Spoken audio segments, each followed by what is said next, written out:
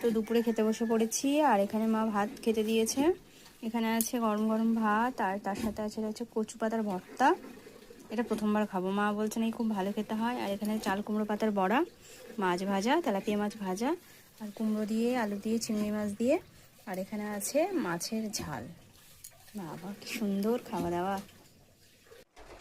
দুপুরবেলা খেতে বসে পড়েছি, আর মা এখানে অনেক কিছু রান্না করেছে। তো প্রথমে কচু পাতার ভর্তা দিয়ে খেয়ে দেখি।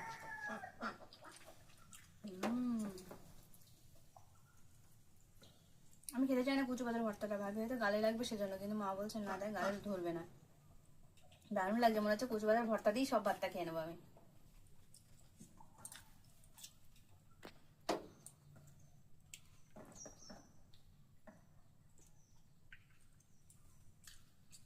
আবার এখানে চাল কুমড়ো পাতার বড়া।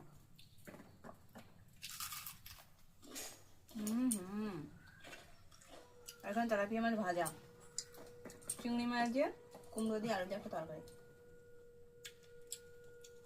চিংড়ি মাছ। আর এখানে আছে মাছের ঝাল। তো খেয়ে নিই। এই যে মাছের ঝাল, মাছের মাথা দিয়ে খেয়ে দেখি।